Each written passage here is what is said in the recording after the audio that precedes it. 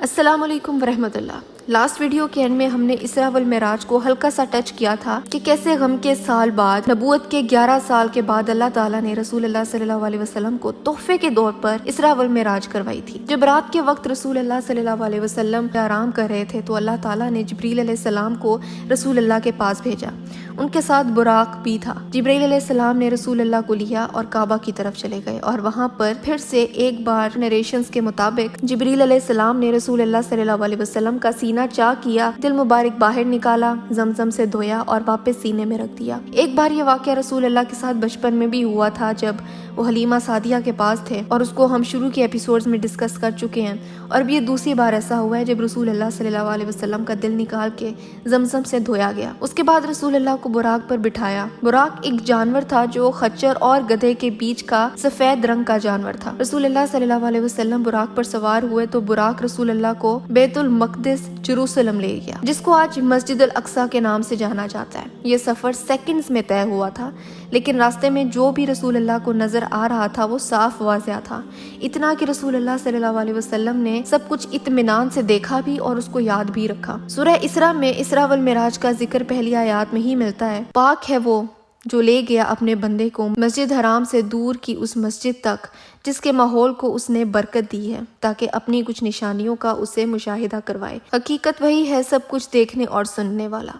مسجد Al-Aqsa پہنچے تو وہاں رسول اللہ صلی اللہ علیہ وسلم کی ملاقات کچھ پیغمبروں سے ہوئی، جن میں عیسیٰ علیہ السلام، موسیٰ علیہ السلام، ابراہیم علیہ السلام بھی شامل تھے۔ اللہ تعالیٰ نے رسول اللہ صلی اللہ علیہ وسلم کو حکم دیا کہ وہ مسجد الاقصی میں تمام پیغمبروں کو 2 رکعت نماز کی جماعت کروائیں۔ رسول اللہ نے امامت کروائی، نماز ختم کی، اور جب وہ مسجد سے باہر آئے تو انہیں آسمانوں کی طرف لے جایا گیا۔ یہ ہمارا ایمان ہے کہ رسول اللہ صلی اللہ علیہ وسلم سے پہلے عیسیٰ علیہ السلام کو بھی آسمانوں کی طرف جسم اور روح کے ساتھ اٹھا لیا گیا تھا۔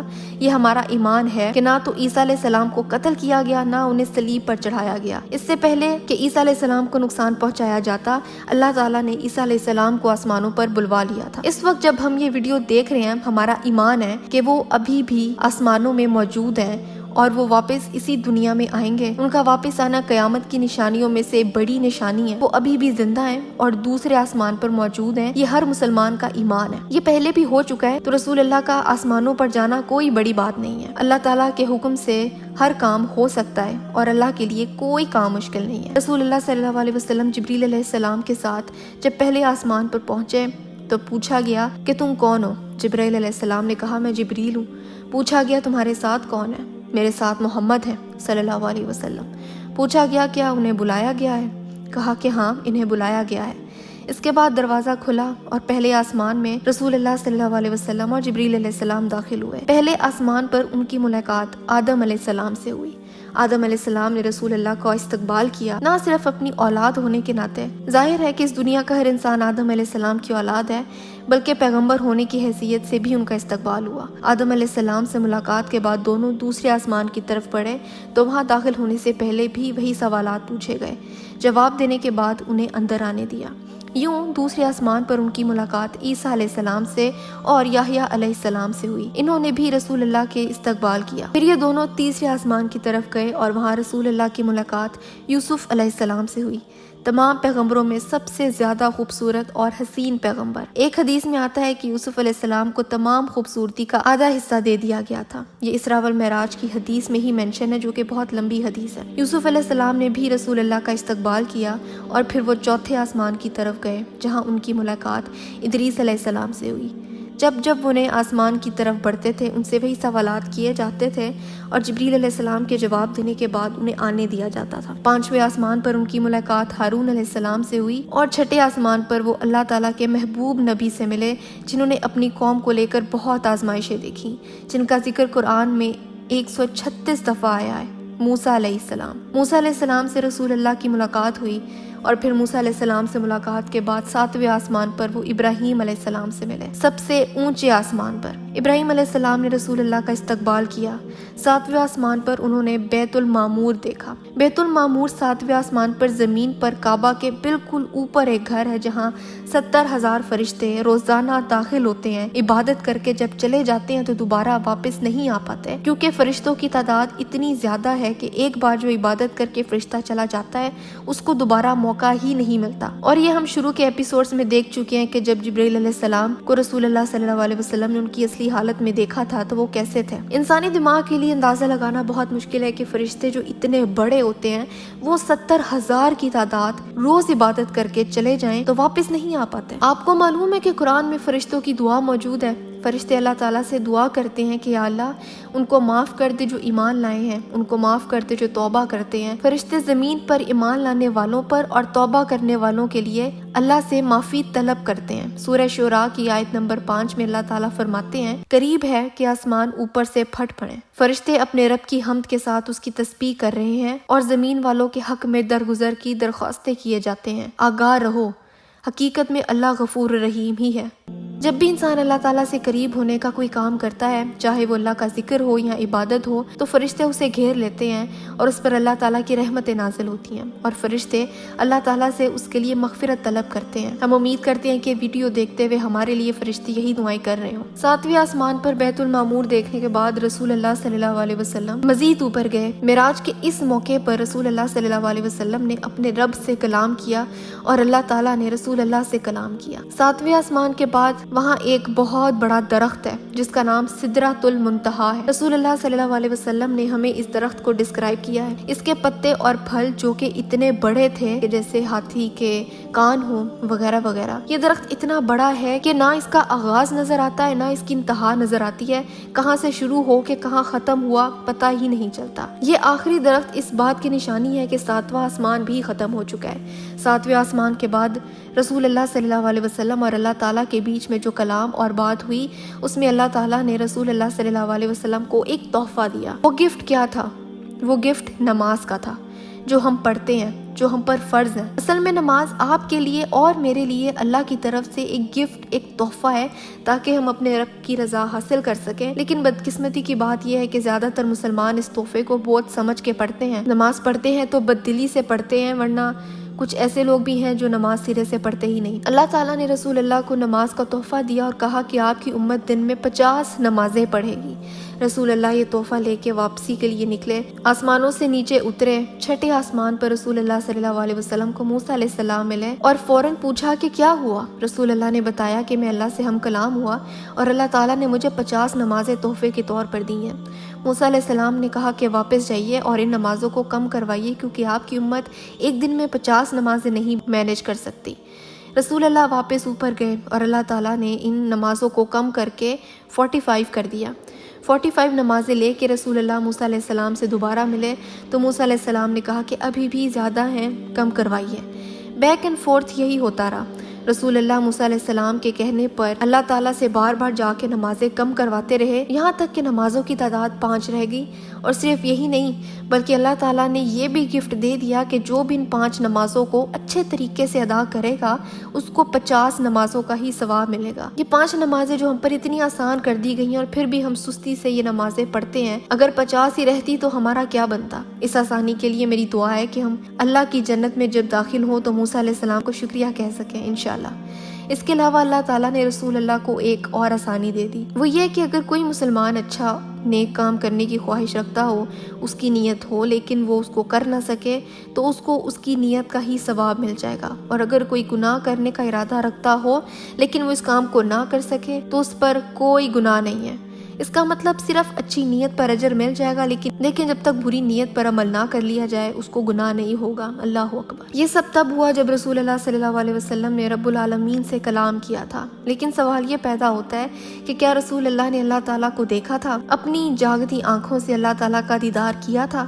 جب رسول اللہ معراج سے واپس آئے تب بھی ان سے یہ سوال کیا گیا تھا۔ رسول اللہ نے فرمایا نور انا ارا، اللہ نور ہے، کیسے ممکن ہے اللہ کو دیکھ لینا؟ اس کا مطلب کہ رسول اللہ صلی اللہ علیہ وسلم نے بھی اللہ تعالیٰ کو نہیں دیکھا۔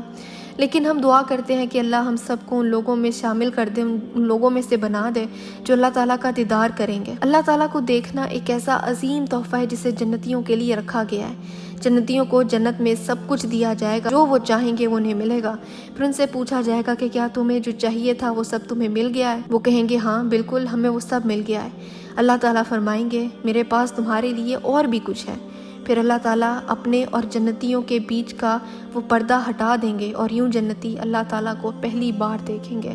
اللہ کا دیدار کرنا اس کائنات میں عطا کیے ہوئے ہر تحفے میں سے سب سے بڑا تحفہ ہوگا۔ اللہ اکبر۔ ہم اس بات کو پروسیس بھی نہیں کر سکتے کیونکہ ہماری امیجنیشن ہی ختم ہو جاتی ہے، لیکن اللہ تعالیٰ کو دیکھنا جنتیوں کے لیے جنت کی باقی آسائشوں سے کئی زیادہ بڑھ کے خوشی کا باعث ہوگا۔ جس رب نے پیدا کیا پوری زندگی رزق دیتا رہا، آزمائشیں بھی تھی تو آزمائشوں کے ساتھ آسانیاں بھی دی۔ میرے رب نے ان لوگوں کو بھی دنیا میں زندہ رکھا جو کہ اللہ تعالیٰ کی ایگزسٹنس کو سرے سے مانتے ہی نہیں ہیں۔ اس رب کو فائنلی دیکھ لینا، اس رب کی ایک جھلک پا لینے سے بڑھ کے کون سی خوشی آخر انسان کو مل سکتی ہے۔ معراج سے رسول اللہ صلی اللہ علیہ وسلم جب واپس آئے تو ان کا بستر ابھی بھی گرم تھا۔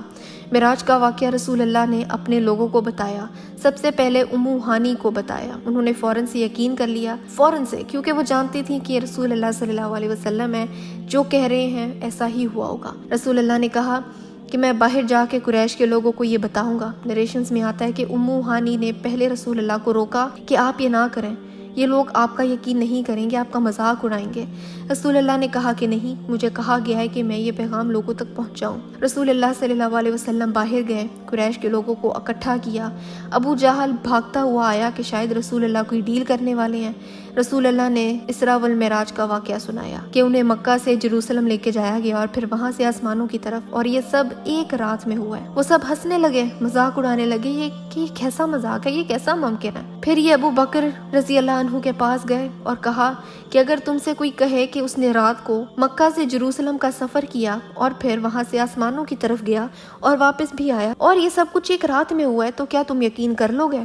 تمہارا دوست یہ باتیں کر رہا ہے۔ ابو بکر رضی اللہ عنہ نے کہا کہ اگر رسول اللہ نے یہ کہا ہے تو سچ کہا ہے، میں یقین کرتا ہوں فوراً۔ وہ پہلے صحابی تھے جنہوں نے بغیر کسی جھجک کے، بغیر کچھ سوچے سمجھے اللہ کے رسول پر یقین کیا، اسی لیے انہیں الصدیق کہا جاتا ہے، کیونکہ جب ان تک سچائی پہنچی تو انہوں نے فوراً اس کو مان لیا۔ اس واقعے کو سننے کے بعد قریش کے لوگوں میں بے چینی پھیل گئی۔ وہ ایک دوسرے سے رسول اللہ کے بارے میں بات کرتے تھے کہ تم نے سنا محمد نے کیا کہا ہے، وہ کیسی باتیں کر رہا ہے۔ وہ رسول اللہ صلی اللہ علیہ وسلم سے سوال کرنے لگے۔ ان لوگوں میں سے ایسے لوگ بھی تھے جو جروسلم جا چکے تھے، وہ پوچھنے لگے کہ جروسلم کیسا تھا، ہمیں بتاؤ۔ رسول اللہ صلی اللہ علیہ وسلم نے بالکل صحیح طریقے سے جروسلم کا نقشہ بتایا اور حلیہ بتایا، ایک ایک گھر، ایک ایک دروازہ، ایک ایک گلی، سب کچھ 100% صحیح بتایا کہ یہاں سے جروسلم کا داخلہ ہے اور جہاں سے فلان کا گھر ہے اور اس گلی میں فلان جگہ ہے۔ اتنی ایکوریسی سن کے قریش والے خاموش ہو گئے۔ پھر ایک گروہ نے کہا کہ ہمارا ایک قافلہ راستے میں ہے، کیا تم نے اس کو دیکھا؟ رسول اللہ صلی اللہ علیہ وسلم نے کہا کہ ہاں میں نے دیکھا، وہ اس وقت فلان جگہ ہے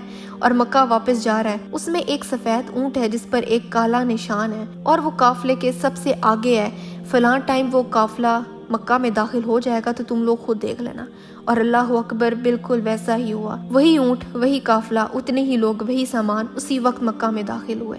یہ ڈیٹیلز بتاتے ہوئے رسول اللہ صلی اللہ علیہ وسلم تھوڑا رک رہے تھے تو اللہ تعالیٰ نے اس جگہ کی تصویر رسول اللہ کے سامنے رکھ دی اور اس تصویر سے دیکھ کے رسول اللہ صلی اللہ علیہ وسلم ان کے سوالوں کے جواب دیتے رہے۔ صرف اسی قافلے کے نہیں بلکہ رسول اللہ نے یہ بھی بتایا کہ اس کے علاوہ 2 قافلے اور مزید آ رہے ہیں اور اس وقت تک یہاں پہنچیں گے، اور وہی ہوا۔ قریش کی بولتی ہی پھر سے بند ہو گئی۔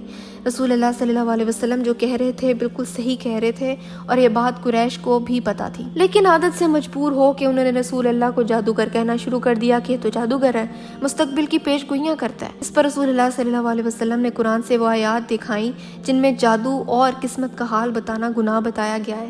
کیا بھلا میں ہی جادو کروں گا جبکہ مجھ پہ نازل ہونے والی کتاب میں ہی جادو کو گناہ اور حرام قرار دے دیا گیا ہے۔ رسول اللہ صلی اللہ علیہ وسلم نے اسراء والمعراج کے اس سفر پر جنت اور جہنم کے کچھ حصے دیکھے۔ انہوں نے دیکھا کہ جہنم میں کس طرح سے لوگوں کو کس کس گناہ کی سزا دی جا رہی ہے۔ واپس آ کے رسول اللہ نے ہمیں بتایا کہ جو سود کھاتے تھے جہنم کے کس حصے میں سزا مل رہی تھی، جو زنا کر رہے تھے انہیں کس طرح سزا دی جا رہی تھی۔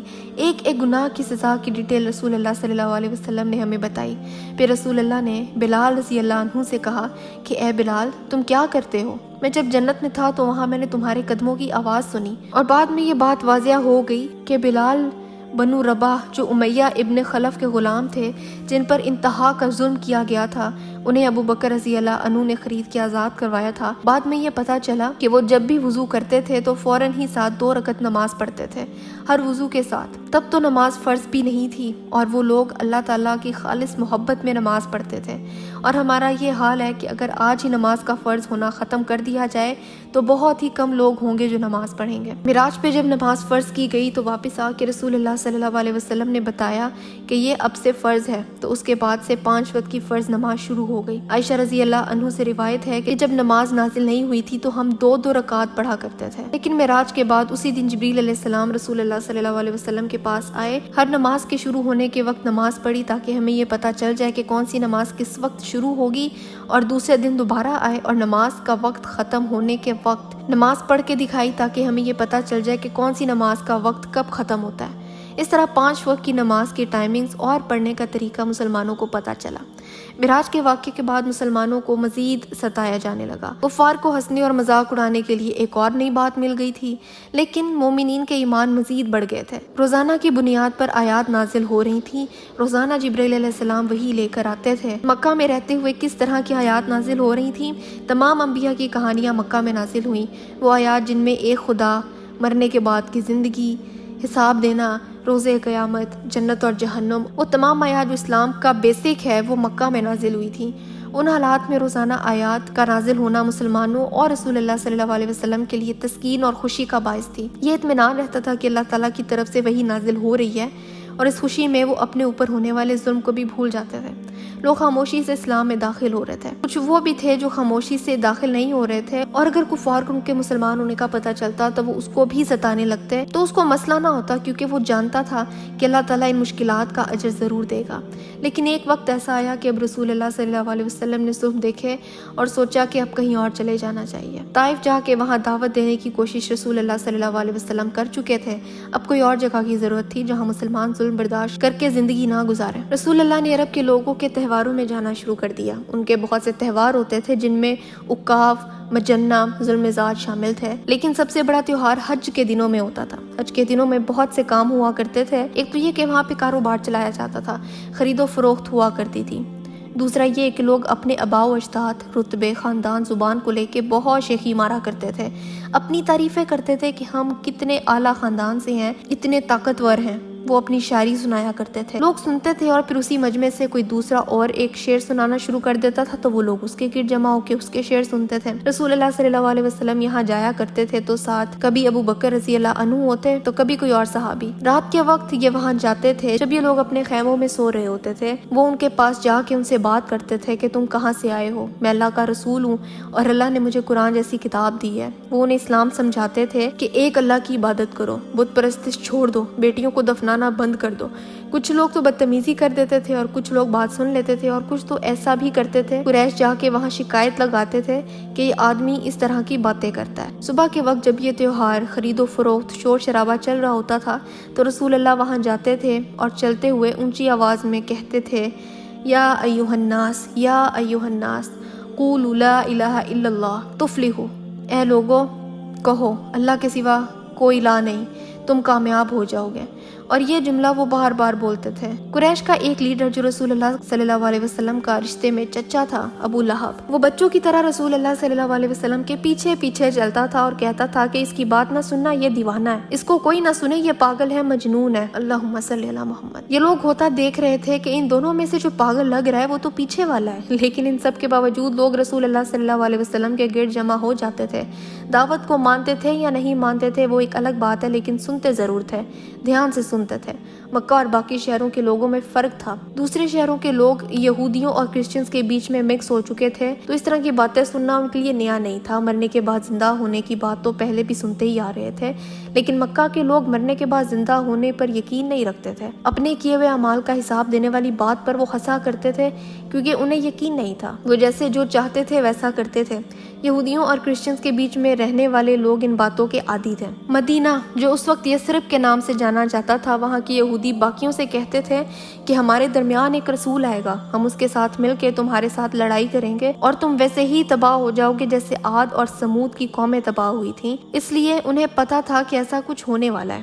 خیر رسول اللہ صلی اللہ علیہ وسلم جب دعوت دینے جاتے تھے تو کچھ لوگ تھے جنہوں نے رسول اللہ صلی اللہ علیہ وسلم کی بات سنی۔ رسول اللہ رات کو جا کے ان سے بات کیا کرتے تھے کہ دیکھو تم ایمان لے آؤ، ہمارے لوگ وہاں مشکل حالات میں ہیں، ہمیں محفوظ پناہ گاہ چاہیے، ہمیں اللہ کی طرف سے بھی حفاظت ملے گی، لیکن مجھے حکم ہے کہ میں یہاں سے بھی اپنے لیے حفاظت کا انتظام کروں۔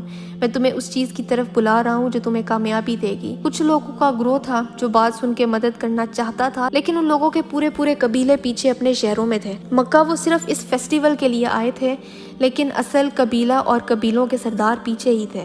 اگر یہ رسول اللہ کی مدد کرنے کی حامی بھر لیتے اور بعد میں پتہ چلتا کہ قبیلے کے لیڈرز ہی نہیں رکھنا چاہتے تو مسئلہ ہو جاتا۔ یہاں ان لوگوں میں سے کچھ نے خاموشی سے اسلام قبول کر لیا تھا، جن میں سے ایک سوید ابن سمت تھے۔ رسول اللہ صلی اللہ علیہ وسلم جب ان کے پاس گئے اور کہا کہ میں اللہ کا رسول ہوں اور میرے پاس کچھ ہے، سوید ابن سمت نے کہا کہ میرے پاس بھی کچھ ہے۔ رسول اللہ نے پوچھا کہ وہ کیا ہے؟ سوید ابن سمت نے کہا کہ میرے پاس لقمان کے الفاظ ہیں، حکمت سے بھرپور لفظ۔ رسول اللہ صلی اللہ علیہ وسلم نے کہا کہ ٹھیک ہے، مجھے سناؤ۔ قرآن میں سورہ لقمان موجود ہے، ایک پوری سورت۔ نریشنز کے مطابق لقمان پیغمبر نہیں تھے، لیکن انتہائی دانا انسان تھے، اسی لیے انہیں حکیم لقمان کہا جاتا ہے۔ وہ سوڈان سے تعلق رکھتے تھے، ان کے پاس اللہ کی طرف سے دی گئی حکمت تھی۔ جب سوید ابن سمت نے لقمان علیہ السلام کے جملے اور لفظ بولے تو انہیں سننے کے بعد رسول اللہ صلی اللہ علیہ وسلم نے کہا کہ میرے پاس اس سے بھی کچھ بہتر موجود ہے۔ سوید ابن سمت نے کہا کہ وہ کیا ہے؟ رسول اللہ صلی اللہ علیہ وسلم نے کہا کہ میرے پاس قرآن ہے، یہ وحی کے ذریعے آتا ہے، اس کی تلاوت کرتے ہیں۔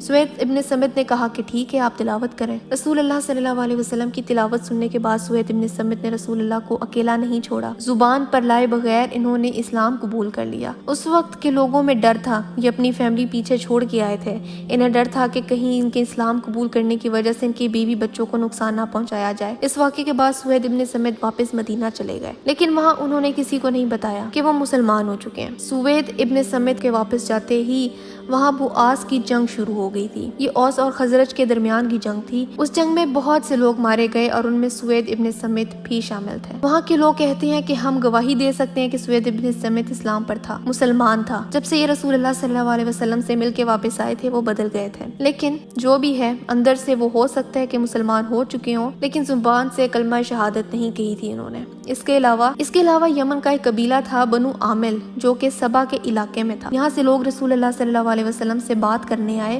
اور کہنے لگے کہ ٹھیک ہے، آپ ہمارے ساتھ چلیں، ہم آپ کو اپنے پاس رکھیں گے، آپ کو لوگ فالو بھی کریں گے، سب آپ کی مرضی سے ہوگا، لیکن وہاں اس دین کا کنٹرول ہمارے ہاتھ میں ہوگا، ہم اس کے لیڈر ہوں گے اور ہم اس کو چلائیں گے۔ یہ ایک مسئلے والی بات تھی۔ رسول اللہ صلی اللہ علیہ وسلم نے فرمایا کہ نہیں، دین پر صرف اور صرف اللہ کا کنٹرول ہے، اللہ کے ہی احکام پر امت چلے گی، اللہ کی ہی مرضی سے سب ہوگا، اس لیے تم یہ نہیں کہہ سکتے کہ جو بھی مسلمان ہوگا اس کا کنٹرول تمہارے ہاتھ میں دے دیا جائے۔ یمن سے آئے ہوئے یہ لوگ کہنے لگے کہ اگر ایسا ہے تو پھر ہم کیوں قربانی دیں، ہم آپ کو لے جائیں، اپنے پاس رکھیں اور پھر آپ کے جانے کے بعد ہمارے ہاتھ کچھ بھی نہیں آئے گا۔ یہ لوگ صرف مسلمانوں پر اپنا کنٹرول جمانا چاہتے تھے، اور رسول اللہ صلی اللہ علیہ وسلم کے انکار پر ایک بات صاف سمجھ آ جاتی ہے کہ ایک مسلمان صرف اللہ سے کنٹرول ہوتا ہے، صرف اللہ کو جواب دے ہے، وہ جھک کر کسی اور کے نیچے نہیں رہتا۔ حاکمیت صرف اور صرف اللہ کی، صرف اللہ ہی ہے جس کے آگے جھکنا ہے، اور یہی چیز ہے جو ایک مسلمان کو نڈر اور بہادر بناتی ہے کہ وہ کسی اور کے آگے نہیں جھکتا۔ جو بندہ صرف اللہ سے ڈرتا ہے وہ کسی چیز سے نہیں ڈرتا، اور جو اللہ سے نہیں ڈرتا اس کو ہر چیز سے ڈر لگتا ہے، وہ کسی کے آگے نہیں جھکتا، آگے چاہے جتنا مرضی بڑا سسٹم ہو یا انسان کھڑا ہوا ہو۔ ان کے علاوہ ایک اور جوان شخص تھا جو رسول اللہ صلی اللہ علیہ وسلم پر ایمان لایا۔ یہ بنو حیسر کے قبیلے کے لوگوں کے گروپ کے ساتھ آئے تھے، ان کا نام ایاس ابن معاذ تھا۔ یہ کم عمر ہی تھے جب یہ اپنے گروہ کے ساتھ تہوار میں آئے تھے۔ وہاں رسول اللہ صلی اللہ علیہ وسلم نے ان کو دعوت دی، اسلام سمجھایا، قرآن سنایا۔ یہ لوگ قریش کے ساتھ کانٹریکٹ کرنے آئے تھے تاکہ قریش انہیں مدینہ میں خزرج سے بچا سکیں۔ جب رسول اللہ صلی اللہ علیہ وسلم نے سنا کہ یہ قریش سے ملنے آئے ہیں تو رسول اللہ ان سے ملنے چلے گئے اور کہا کہ میرے پاس جو بھی ہے میری طرف سے نہیں ہے بلکہ تمہارے اور میرے رب کی طرف سے ہے۔ ایاس ابن معاذ نے اپنے ساتھ کے لوگوں سے کہا کہ یہ ٹھیک کہہ رہے ہیں، یہ کہہ رہے ہیں کہ ان کے پاس جو بھی ہمارے لیے ہے وہ اس سے بہت بہتر ہے جو اس دنیا میں ہے، تم لوگ یہاں ان سے کانٹریکٹ کرنے آئے ہو، اس سے بہتر ہے کہ اللہ سے کانٹریکٹ کر لو۔ لیکن گروپ کا جو لیڈر تھا اس نے غصے میں ڈانٹ کے خاموش کروا دیا کہ تم چپ رہو، ہمیں ہمارے مقصد سے نہ ہٹاؤ۔ इयास इब्न मुआज जब वापस मदीना गए तो वहाँ उसी जंग में उनको भी मार दिया गया था, उसी जंग में जो औस और खजरज के दरमियान हुई थी। लेकिन इनके दोस्त बताते हैं कि हमने देखा है कि जब से ये मक्का से वापस आया था तो रातों को इसके घर से आवाज आती थी। ये ऊंची ऊंची आवाज में अल्लाह की बड़ाई बयान करता था, तस्बीह करता था, सुबहान अल्लाह और अल्लाह अकबर की आवाजें आती थी। इसको रसूलुल्लाह सल्लल्लाहु अलैहि वसल्लम ने भी कंफर्म कर दिया था कि इयास इब्न मुआज ने इस्लाम कबूल कर लिया है। ये इब्तिदा थी मदीने में इस्लाम की, लेकिन अभी इस्लाम वहाँ फैलना शुरू नहीं हुआ था। अल्लाह ताला ने मदीना पर अपना खास करम किया था। बुआस की जंग में वहाँ के बड़े बड़े लीडर्स मारे गए थे, और जब लीडर्स मर जाएं तो फिर लोगों में क्योस पैदा हो जाता है। कुरैश के लोग इस्लाम इसलिए कबूल नहीं करते थे कि इनकी लीडरशिप चली जाएगी, और यहाँ बुआस की जंग में कितने ही लीडर्स मर गए थे और अपनी खाली कुर्सियाँ छोड़ गए थे। अब इन लोगों को लीडर की तलाश थी। इस फेस्टिवल में रसूलुल्लाह सल्लल्लाहु अलैहि वसल्लम की मुलाकात 6 लोगों से हुई। रसूलुल्लाह ने इनसे पूछा कि आप कहाँ से आए हैं। उन्होंने कहा हम यसरिब से आए हैं। रसूलुल्लाह ने कहा कि मैं आपसे बात कर सकता हूँ, और वो सुनने को तैयार हो गए। रसूलुल्लाह सल्लल्लाहु अलैहि वसल्लम इनके साथ बैठे और उनको इस्लाम के बारे में बताया। इन लोगों में जो शामिल थे उनके नाम असद इब्न ज़रारा रज़ी अल्लाह अन्हु, औफ इब्न अल हारिस रज़ी अल्लाह अन्हु, राफी इब्न मालिक रज़ी अल्लाह अन्हु, तुतबा इब्न आमिर रज़ी अल्लाह अन्हु, उक़बा इब्न आमिर रज़ी अल्लाह अन्हु और जाबिर इब्न अब्दुल्लाह रज़ी अल्लाह अन्हु। लोगों ने रसूलुल्लाह सल्लल्लाहु अलैहि वसल्लम की बात सुनी। इस वक्त नबूवत का 11वां साल चल रहा था। इन्होंने आपस में डिस्कस किया कि जो बातें रसूलुल्लाह कह रहे हैं यही बातें यहूदी करते हैं। हमें यकीन है कि ये जो कह रहे हैं ठीक कह रहे हैं, और हमने अगर इस्लाम कबूल कर लिया तो हम कामयाब हो जाएंगे। इन 6 लोगों ने इस्लाम कबूल कर लिया। फिर वापस मदीना जाके इन्होंने अपने लोगों को इस्लाम सिखाना शुरू कर दिया, और इस तरह रसूलुल्लाह सल्लल्लाहु अलैहि वसल्लम के वहाँ जाने से पहले ही इस्लाम का आगाज हो चुका था।